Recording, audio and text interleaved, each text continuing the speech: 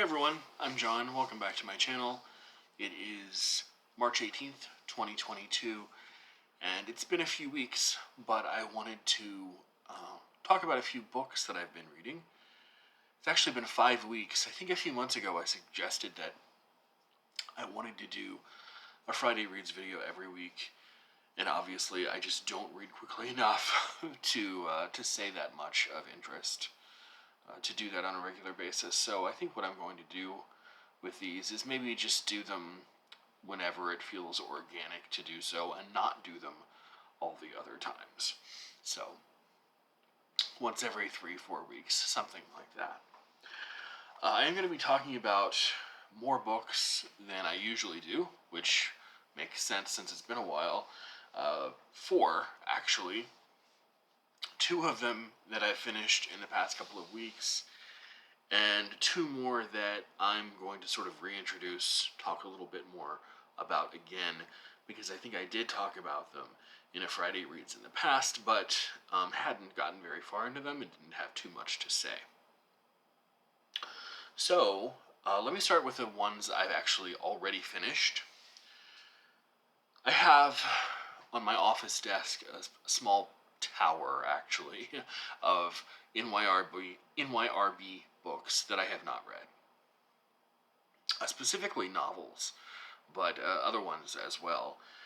And over the past few weeks, I keep being drawn to the novels in that pile.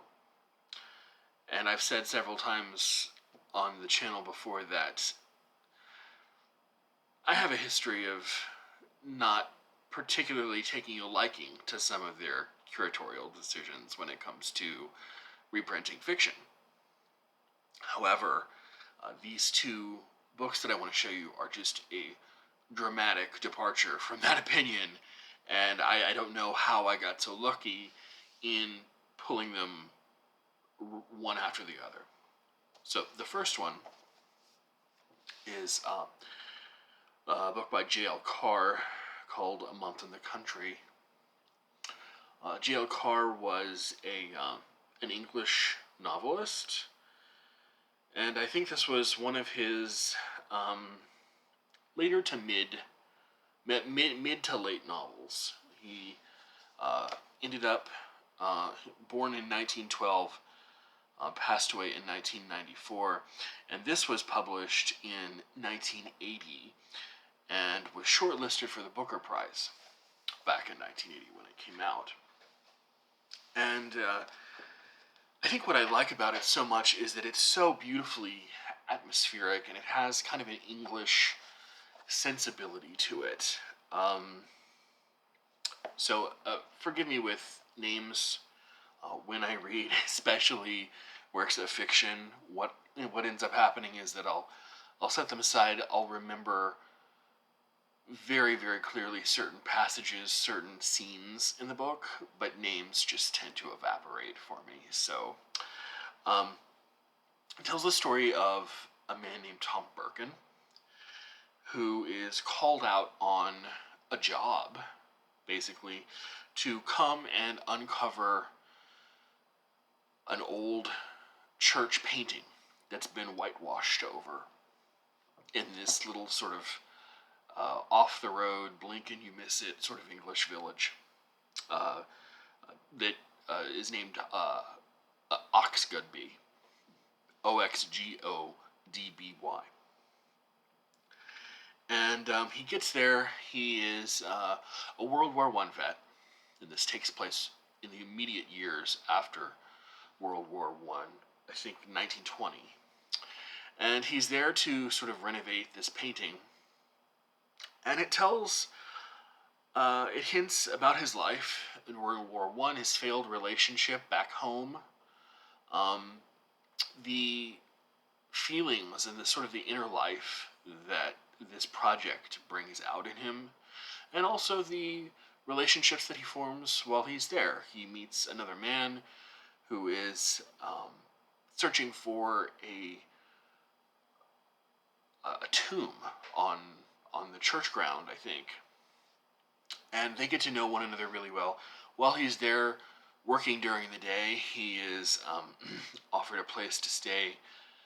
The family of the man who runs and operates the church, and he slowly ends up falling in love with his wife. And nothing really comes to pass of it, and at the very end of the novel, he leaves. But there's just something very sort of, I don't know, it's full of just like a very English reminiscence, a thoughtfulness, sort of the way things were, sort of je ne sais quoi, I don't know. But I really loved it, and I can certainly see I don't read things a lot over and over again, or even twice. I can certainly see myself reading this again. I loved it so much, actually, that I gave it, this might be my first 5-star NYRB book, but I think I gave it 5 stars on Goodreads. So, A Month in the Country by J.L. Carr. Also, probably most people can probably read this in an afternoon. It took me a little bit longer, of course, but it won't obviously take you long. So that's another value added, I guess. So I wandered back to the same pile, curious if I could make this a run, see if this happens again. And lo and behold, like I said, it did. I picked up a novel that I ordered, I think last year, during one of the 50% off sales that they have a couple of times a year. An author I'd always wanted to read, and but never have. Didn't really quite know what it was about when I ordered it. I just sort of ordered it on a whim, and it is Lolly Willows by Sylvia Townsend Warner. This is sort of the same thing. Was written and published, I think, in 1926. Sylvia Townsend Warner was born in 1893 and died in 1978. And wrote a handful of novels. She was actually also she was a poet and a short story writer too. One of the things that made me more interested in her life, and actually interested enough to see if there was a really good biography of her, was she was apparently a scholar of early English music, medieval and Renaissance music, to be exact. And of course, that's fascinating for me because I love early English, and not just English, but French, Franco-Flemish, a polyphony of the Renaissance and the medieval periods. But this book is about a woman named Laura who has a family. She never moves out of her family's residence, despite her age and, I guess, passing the age of marriage, as they would say back then, 100 years ago. She continues to live with her family. But one of these days, her family continues to increasingly rely on her, and I think never really comes out and says it, but she feels a bit squashed by the responsibilities that her family feels that she needs to take on, and the fact that she's relied on so much. So one day, what she does is she decides to move out on her own into a sort of a neighboring village, or it doesn't really say how far away it is. And again, of course, I have forgotten the name of the village, but it seems to be predominantly populated by women. And the residents of the village stay up quite late at night. It's not uncommon to open your door or your window at 2 or 3 in the morning and see see people walking up and down sideways as if it were 3 o'clock in the afternoon. And this is very interesting for, sort of makes you think about who's living there. And eventually she gets to talking, in the process of getting to know the town and some of the people that live in it, she talks to the woman who runs the apartment, who owns the apartment where she's living, and essentially finds out that she is a witch.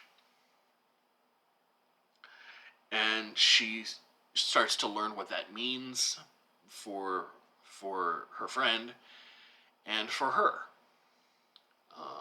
It's a very slow burn of a novel, especially the first half, where she is living with her family. The first 120 pages are her living with her family before she decides to sort of cut the threads and move on and move out.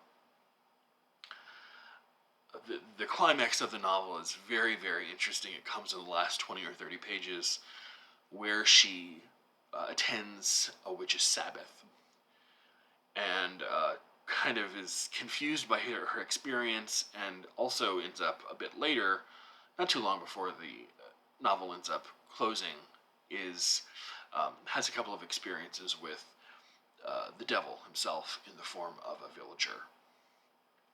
And it's just really the most mundane thing you could imagine. It's not a devil that would terrify you or frighten you or want you to run away.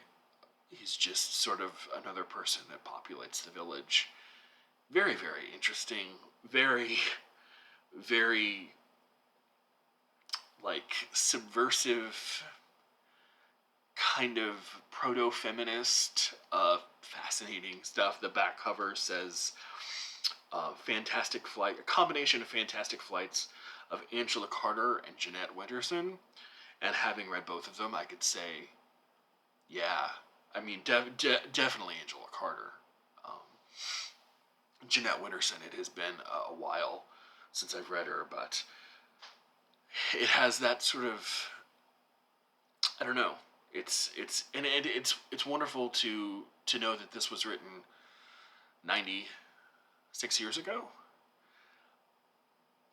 It's just really not the thing that you would expect to read in a book that old. It's fairly, I can see now in the early 21st century how it could be liberating for women to write and read a book like this back then. Or now, I should say. I can't even imagine how much it would have been back then to read it. Again, very, very subtle, smart, incisive, personal, subjective sort of reminiscences on family, but also on prioritizing yourself and what you need in the world too, and how we go about getting it. Doesn't really say whether she chose witchcraft or witchcraft chose her, but or another novel that has sort of that spark I love. I don't know. I fear to go back to the pile because the next thing I'm going to pick up, I know I'm just going to hate it. So I might go back, I might not. But this is Lolly Willows by Sylvia Townsend Warner. And before I wrap up, I just wanted to talk about 2 more books I've been slowly trying to finish because they are not nearly as fun as the last 2 I talked about. I spoke of this, I think, in my last Friday Reads or the one before it. It is one of the books that Princeton had on sale, one of their flash sales. This is The Spectre of Race, How Discrimination Haunts Western Democracy, excuse my fingers there, by Michael G. Hanchard. And when I last showed the book, I was at around page 80, and I think was sort of kvetching about how the first third of the book read like a history of comparative politics written for specialists. And it largely was.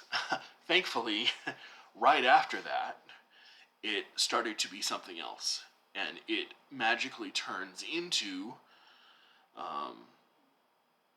a discussion of the various ways in which democracy and racism, racism is too narrow of a term, but ways in which some populations keep other populations suppressed, whether it's through race and racism and the deployment of racism, or economic inequalities, or educational inequalities, or whatever else. How those inequalities live within a governmental setup of democracy. We think of democracy as a place where, because people get to make their own laws, that therefore what rises to the top is liberty, freedom, and equality, right, for everyone. That's sort of a very, obviously, an ideal picture of democracy. But he discusses democracy. In fact, he goes back all the way back to ancient Athens, 4th century Athens, and talks about the laws that ancient Athenians wrote into their legal code to define certain people as citizens and non-citizens, and others as slaves and non-slaves.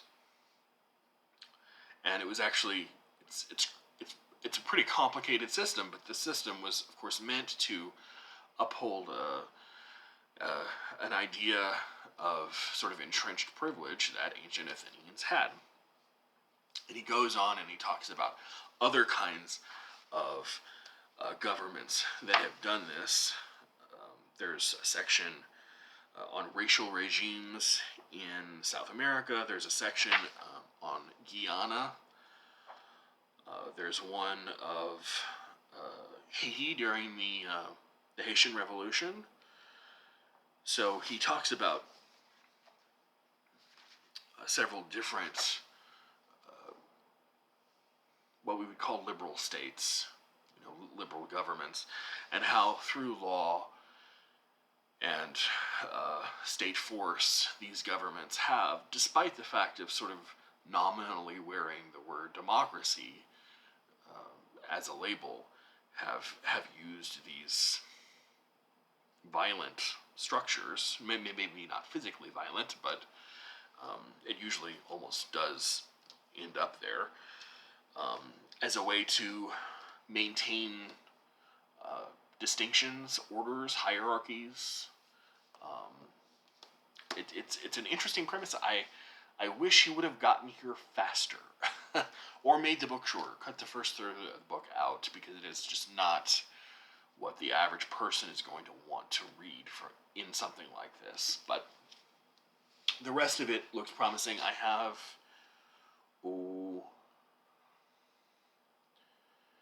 about 80 pages to go. So, and also, not the greatest of writers. Very, very dry. Very dry to read, unfortunately. But interesting information. And my old friend. I've also mentioned this. I think it was perhaps in the same video several weeks ago. This is The Enemy, an intellectual portrait of Carl Schmitt by Gopal Balakrishnan. This is from Verso. As you can see right there, the V on the bottom. This came out in 2000. And at the time, I think I was only about 40 pages through. Now I'm more like halfway through the book. And I have to say, this is one of the most densely written books I could ever really want. I mean, I was hoping for something a little bit more clear, a little bit more, maybe a little bit less academic. I don't know what I wanted, but it was... And Balakrishnan, by the way, also very... just a lot of technical academic jargon that he seems to... I don't even mind the untranslated German, because I can get on Google and translate German, but it's going out of your way to just...